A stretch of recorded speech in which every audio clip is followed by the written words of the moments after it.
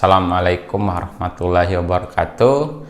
Selamat pagi teman-teman semuanya dimanapun Anda berada. Kembali lagi bersama saya Elwin di channel Dunia Statistika ya.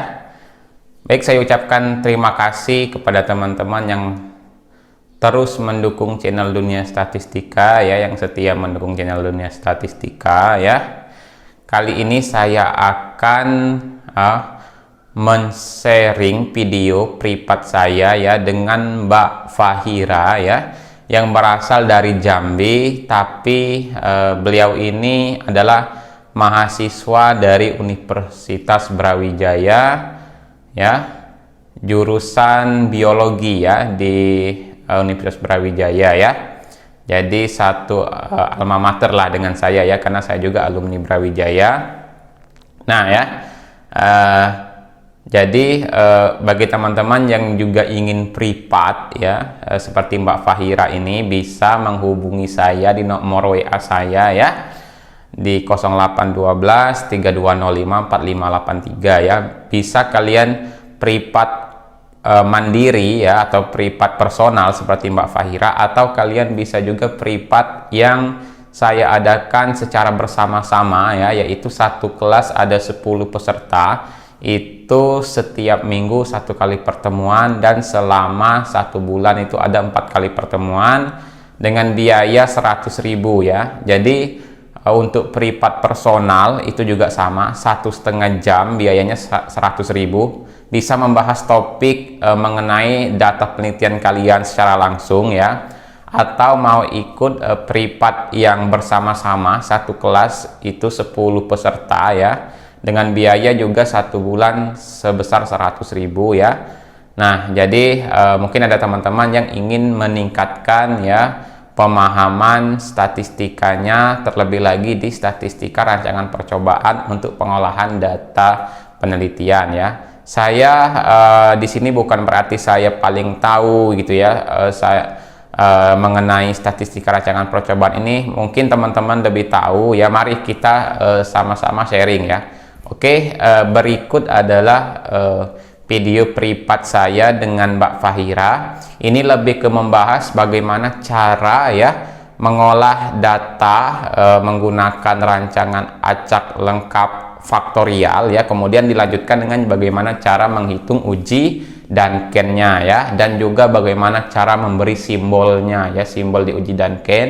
Kemudian Mbak Fahira ini juga mencoba menghitung datanya menggunakan rancangan acak lengkap non faktorial. Nah, di sini ada kesalahan perhitungan ya, di mana hasilnya itu adalah negatif, dan ternyata ada kekeliruan Mbak Fahira dalam memasukkan angka dari jumlah ulangan yang seharusnya dia masukkan 3, ternyata dia masukkan 2 karena fokus ke tutorial saya di YouTube. Kemudian Mbak Fahira juga ada salah penempatan tanda kurung ya di perhitungan JKT-nya ya.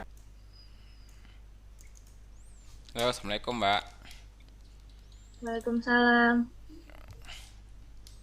Kok gelap ya, tidak ada kameranya kah? Ada Pak, sebentar. Oh iya. Dari mana Mbak aslinya? Saya Fahira Pak, dari Jambi asalnya. Oh, dari Jambi. Salam kenal ya. Ya. Iya Pak. Ya, saya aslinya dari Palembang. Tapi saya belum pernah sih ke Oh Jambi. iya. Saya belum pernah ke Jambi. Tinggalnya di Palembang Pak. Enggak, saya sekarang di Manokwari. Oh. Iya. Di Unja ya, kuliah ya, di Unja ya. Saya kuliahnya di Malang Pak, di UB. Oh iya sih, saya lupa lagi. Oke, ini yang faktorial dulu ini ya. Iya Pak. Yang ini yang awalnya itu untuk untuk waktu muncul kalus itu saya kan ANOVA-nya seperti ini. Ya, coba coba diklik rumusnya Mbak. Coba sekarang coba klik rumus yang ini, yang coba ya saya lihat B-nya ada berapa ini? B0, B1, B2, B3, B4 ya. Perlakuannya ada 5 Ada Pak. 5, Ada jadi dua. oke. C1, C2 ya, oke. Udah benar, udah benar. BC-nya itu ya benar. Galatnya galatnya itu 5 kali 2 dikali 3 dikurang 1 ya, udah benar. Total udah benar ya, totalnya oke. Coba klik rumus JK Mbak, jumlah kuadratnya. Klik, saya mau lihat angkanya di mana aja. Klik 2 kali. Klik 2 kali. JKB ya, klik 2 kali. Mana ini Mbak, tabel 2 arahnya? Saya lihat tabel 2 arahnya mana? Ini Pak. Ya, coba klik JKB, JKB-nya diklik. Klik klik klik. Klik 2 kali. Oke, JKB Ini sum SQ dibagi dikurang belum Mbak. Sum SQ dibagi ini perlakuan B, lawannya itu perlakuan C ada 2, ulangan ada 3, 3 kali 2 ya. Dikurang ya. FK udah betul, oke. Next. Next. Enter, enter. Ya, itu JKC ya. Iya Pak. Sum SQ kemudian dibagi 3 dikali 5 dikurang FK. Oke, next. Enter. JKBC sum SQ dibagi ulangannya 3 dikurang FK dikurang JKB dikurang JKC. Oke, enter. JKG klik, JKG itu JKT dikurang JKB, JKC, JKBC, enter. Ya udah, oke. Sudah benar semua. Terus kuadrat tengahnya saya lihat rumusnya, kuadrat tengahnya itu jumlah kuadrat dibagi derajat bebas ya, oke, sudah betul. Yang berikutnya ya sudah betul. Ya, berikutnya sudah ya. Galatnya oke, sudah, enter. Kemudian hitung B-nya KT galat, KTB dibagi KT galat ya. Oke, C-nya juga ya. BC-nya juga, coba BC. Oke. Nah, sekarang seharusnya ini kan B sama C-nya kan signifikan ya. Yang B-nya sangat Di yang B-nya sangat signifikan, yang C-nya tidak signifikan, yang BC tidak signifikan. Oke, kita fokus ke B untuk uji lanjutnya. Oke, ya. ke bawah. Ombaknya pakai DMRT ya. Iya. Oke. Yang D ya, coba SD yang DMRT-nya klik SD-nya ya. Rumusnya eh, akar dari KT galat dibagi ulangannya 3. Oke.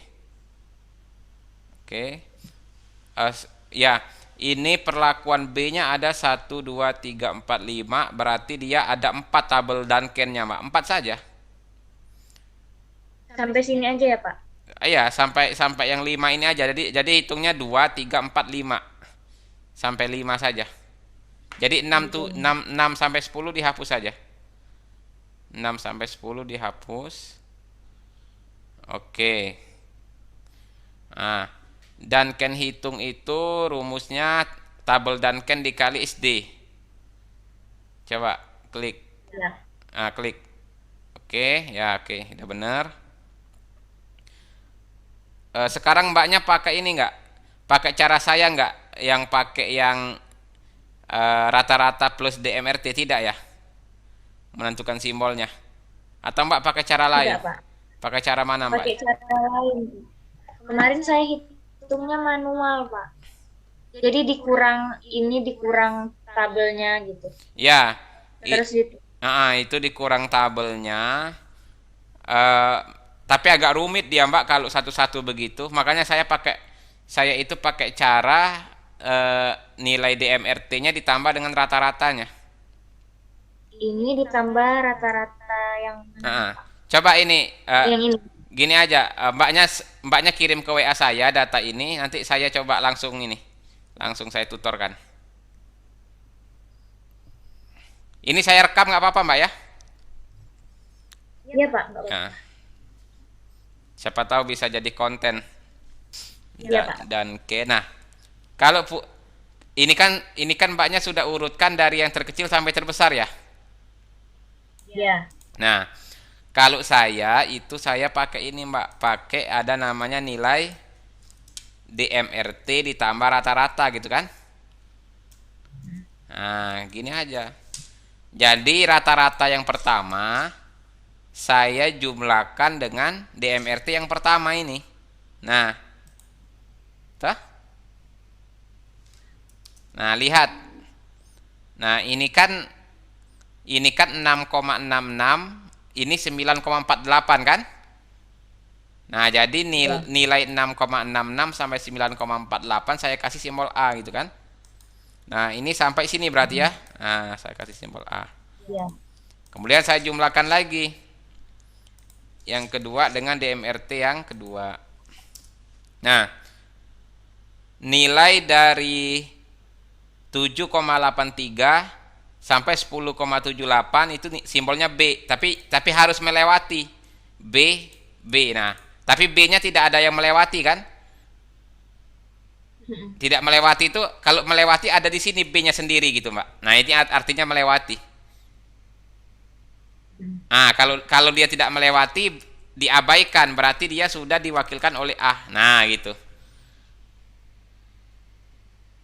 Nah, ya. Kemudian di yang rata-rata ketiga, hasil DMRT ketiga. Oke. Hasil DMRT ketiga. Nah, nilainya 8,33 sampai 11,37 dikasih B, Mbak. Ini kasih B, ini kasih B juga. Nah, jadi B-nya diterima karena B-nya sudah melewati A kan? Nah, ini Iya. lihat. Nah, diterima. Berikutnya yang ini ditambahkan DMRT yang keempat ya. Ini terakhir ini. Nah, 11,16 sampai 14,27 simbolnya C gitu kan? Berarti ini C, tapi nggak melewati kan? Nah, nggak melewati berarti dia diabaikan. Berarti simbol terakhirnya sendiri berbeda. Apa dia? C kan? Nah, begitu. Iya. Jadi simbolnya AA, AB, BC. Nah, sekarang coba kita cek ya. Nah, B dengan A kalau punya mbaknya kan berbeda kan? Ah, Iya, Pak. dia lebih besar nggak dari nilai dan Ken yang keberapa ini? 1, 2, 3. 1, 2, 3 ya. Kalau dia lebih besar boleh simbolnya berbeda. Nah, kita kurangkan ya selisihnya ya. Antara ini dengan ini kan? Nah, Iya. nilainya 2,83. Sedangkan dia tadi di berapa? Patokannya di yang ketiga ya. Mana tadi? 1, 2, 3 ya. Nah, kalau punya saya kan tidak berbeda. B dengan B, ada B dengan B. Kalau punya mbaknya berbeda nih. A dengan B. Padahal selisihnya lebih kecil daripada DMRT. Nah, ini keliru ini. Kan secara teori berbeda itu kalau dia lebih besar daripada nilai DMRT hitung. Nah, ya, jadi punya mbak keliru nih notasinya. Nah, notasinya ini yang benar ya. Iya, Pak. Nah, ya. Oke. Kalau ini kan tidak ada masalah. B-nya berbeda sangat nyata, simbolnya ada yang berbeda, tidak ada masalah. Yang bermasalah yang mana? Yang uji lanjutnya. Ya, ini uji lanjutnya. Terus yang mana lagi yang bermasalah? Ini kan tidak ada. Benar ini udah.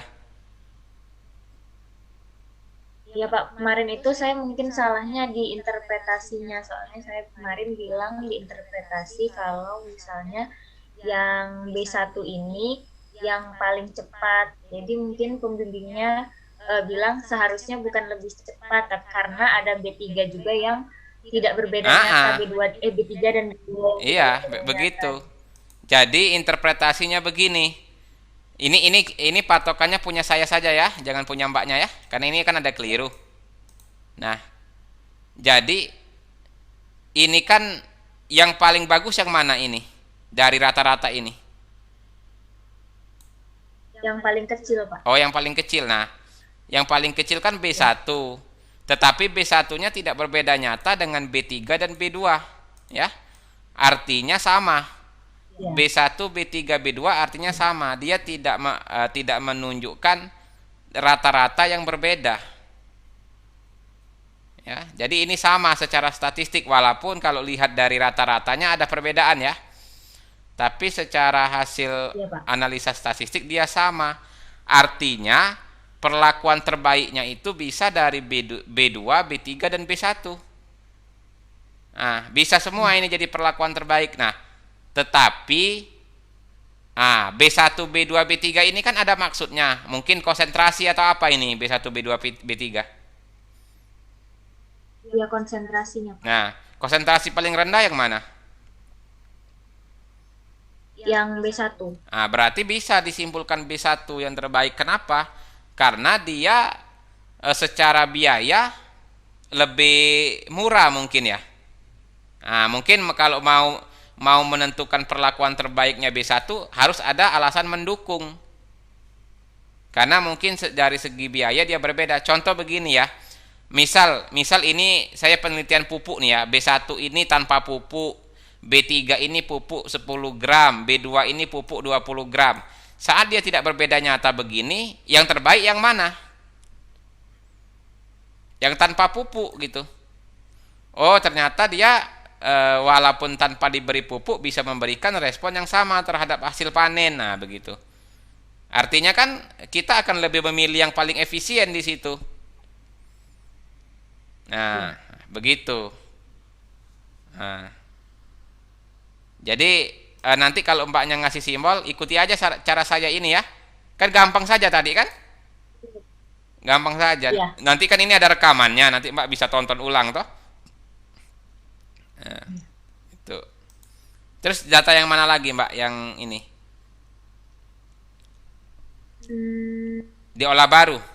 yang kemarin itu Pak, kakaknya itu kan lebih dari 20%. Lebih dari 20, jadi saya transformasi.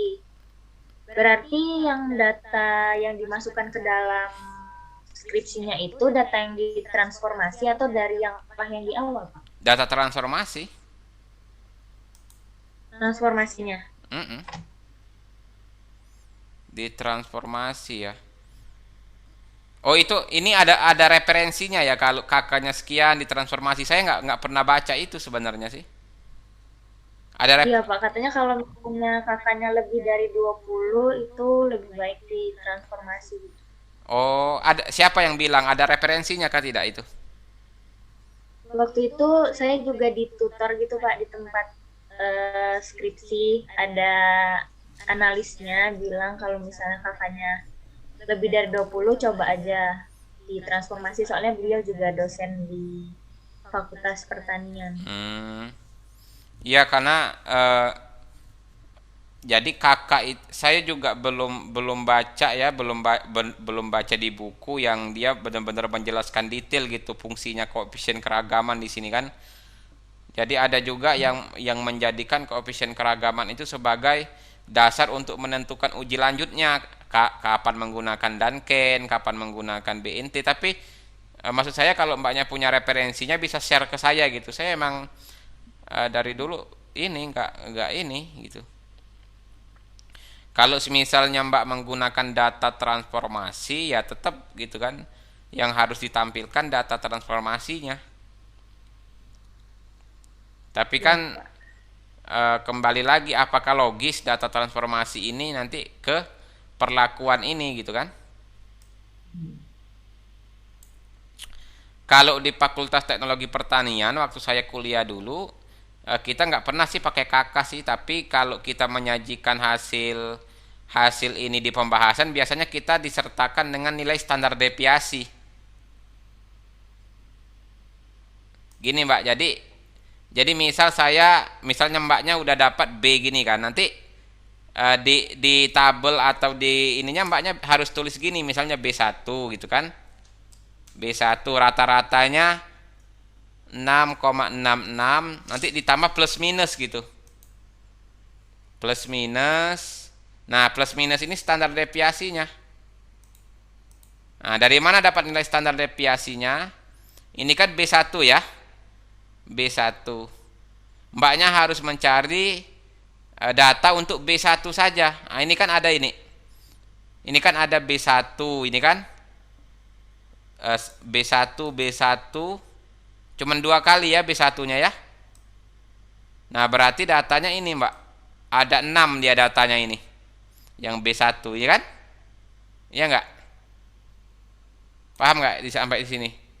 Untuk menyeleksi data B1 saja gitu loh, Mbak. Halo? Maaf Pak, terputus koneksinya. Bisa ini, udah nyambung. Nah, Sudah Pak. ini saya ajarkan untuk menseleksi data ya. Misalnya ini Mbaknya mau cari data B0 dulu ya. Nah, Ya. data B0 itu berarti data yang ada di B0. Ini kan B0, ini B0 berarti 14 ini datanya ya. Iya, Nah, Pak. 14, 15 itu data B0 ya. Nah, kan ada 6 kan? Nah, Iya. itulah makanya kalau Mbak lihat di sini di total ini B0-nya totalnya berapa? 92 ya. Nah, Iya. ini kalau saya jumlahkan ini juga totalnya 92. Ya enggak? Iya. Nah, karena itu punyanya B0. Kemudian B1 bisa kita pisahkan juga B1. B1 datanya berarti yang ini ya. Iya enggak? Iya. Nah, ya. Nah, ya kan? Ya kan, Mbak? Iya, Pak. Nah, kalau di sini coba rata-ratanya. Kalau di sini dibagi 6 itu artinya jumlah ulangan dikalikan dengan lawan perlakuannya C gitu ya. C-nya ada 2 kan? Berarti 3 kali 2 dapat 6. Ini juga sama kalau mau cari rata-rata di sini juga sama. Nah, kalau di sini pakai average saja. Sama nggak hasilnya? Sama. Nah, ya. Sama.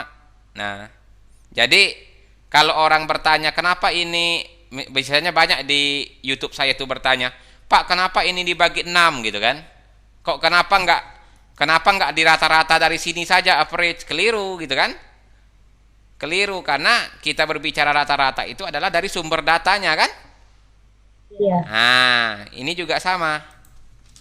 Average. Gitu kan. Pernah nggak kepikiran begini, Mbak? Dasarnya dibagi 6 itu? Pernah, Pak. Pernah ya, berarti udah paham ya. Nah, sekarang harus hitung standar deviasinya pakai STDEV. Ya kan? Nah, ini juga pakai STDEV.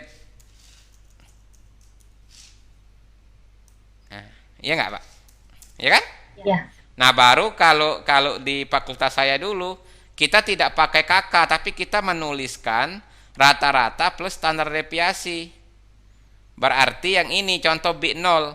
B0 rata-ratanya 15,53 ya. Nah, 15,53 plus minus 1,36. 15,53 plus minus 1,56 kan? Nah, ini B0. Nah, kan? B0. Baru diikuti dengan simbolnya. B0 simbolnya apa? C ya. Nah, C gitu. Begitu juga dengan B1. Nah, kalau di tempat saya tidak pakai KK tapi dia pakai nilai standar deviasi. Nah, nilai standar deviasi ini untuk menyatakan apa? Semakin tinggi nilai standar deviasi, berarti datanya semakin tidak seragam. Ya. Tidak seragam, semakin antara data yang satu dengan data yang lain itu sangat jauh perbedaannya. Nah, iya nggak? Iya, Pak. Contoh nih, kalau saya punya data 3 gitu ya, 3 4, saya hitung standar deviasinya, STDEV gitu ya. Nah, saya hitung. Nah, dia 0,57. Coba kalau saya punya data begini, 3 7 10 misalnya ya. Ini misal saja ya. Ini contoh saja ini. Nah, ini kira-kira standar deviasinya besar apa kecil ini? Besar, Pak. Nah, itu dasarnya begitu. Jadi walaupun tidak pakai ini, tetap standar deviasinya besar dia. Udah kelihatan dari situ kalau datanya itu cenderung tidak homogen. Nah, ya kan? Iya. Nah, itulah mengapa ada yang kalau mbaknya lihat di jurnal, ya nggak lihat jurnal ada plus minus, plus Iya. minus. Nah, itu kan. Nah, dan kalau datanya itu tidak seragam, ya, itu biasanya dia tidak akan signifikan dia mbak di sininya, di app hitungnya dia tidak akan signifikan gitu kan. Iya. Nah, mungkin karena ditransformasi kan datanya akhirnya kan berubah jadi kecil-kecil gitu kan. Iya. Mungkin, tapi kembali lagi saya belum menemukan referensi yang menyatakan kalau data kita itu harus ditransformasi gitu. Karena takutnya begini, kalau kita transformasi data, misalnya data saya adalah data hasil panen gitu kan, dalam data hasil panen dalam kolom kilogram gitu kan, kilogram. Kalau yang mungkin data awalnya 100 kilo, tapi setelah saya ditransformasi jadi 0, sekian, kan nggak masuk nanti. Iya. Kok hasil panennya 0, sekian kilo gitu kan? Nah, ini yang jadi permasalahan kalau kita menggunakan transformasi data gitu.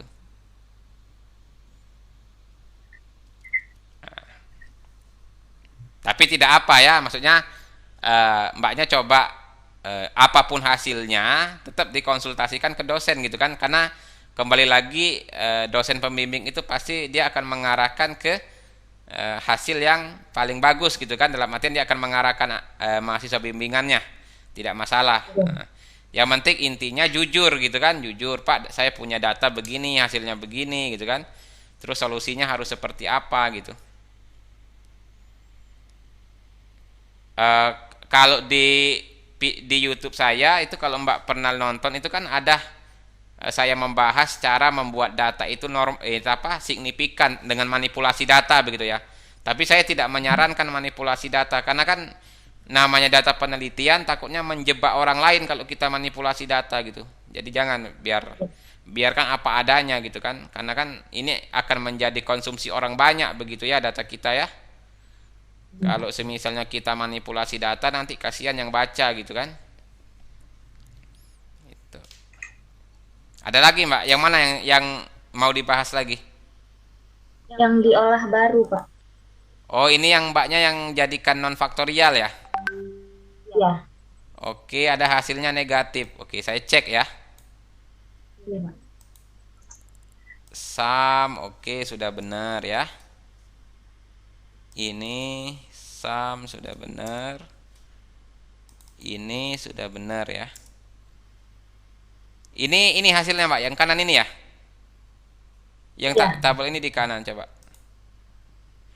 FK-nya grand total dibagi. Nah, ini Mbaknya ada keliru ini. Ini 2 kali 5, padahal ini ulangannya ada 3. 3. Perlakuannya ada 1, 2, 3, 4, 5. Berarti ini 3 kali 5 ini. Oh, saya kira yang 2 itu. Oh iya Pak, salah. Saya soalnya lihat tutorialnya ke bawah, jadi 2 ulangan, jadi saya Ya, tulis 2. ya, kelirunya di situ ya.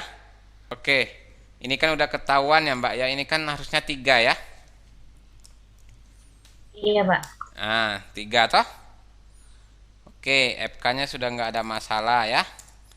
Sekarang JKT itu sum SQ dikurang FK. Oke. JKP sum SQ. Nah ya, dibagi 3 dikurang FK. Kenapa dia negatif ya? Sum SQ. Oh, mbaknya kurungnya salah ini ya. Ini kan sum SQ dulu kan. Sum SQ dibagi 3, kurungnya di depan sini mbak, kurungnya toh. Nah, Ya. nah gitu. Oke, JKG-nya itu JKT dikurang JKP ya. Udah, Iya. tidak negatif lagi hasilnya ya. Iya. Nah, dia ini signifikan, berarti dia sangat signifikan ya. Nah, di kesalahannya di situ. Nah, mana lagi yang keliru? Ini belum ya? Belum, Mbak. Ya, oke lah ya. Mungkin itu ya, Mbak ya. Ya, Ya, Mbak. terima kasih Iya, Pak. ya.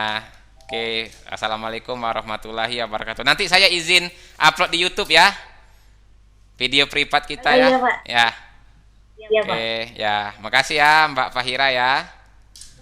Oke, Iya, Pak. saya akhiri. Wassalamualaikum warahmatullahi wabarakatuh. Mudah-mudahan ya video ini ya bermanfaat bagi teman-teman sekalian, khususnya yang sedang menyusun skripsi ya. Oke, saya akhiri. Wabillahi taufik wal hidayah. Wassalamualaikum warahmatullahi wabarakatuh.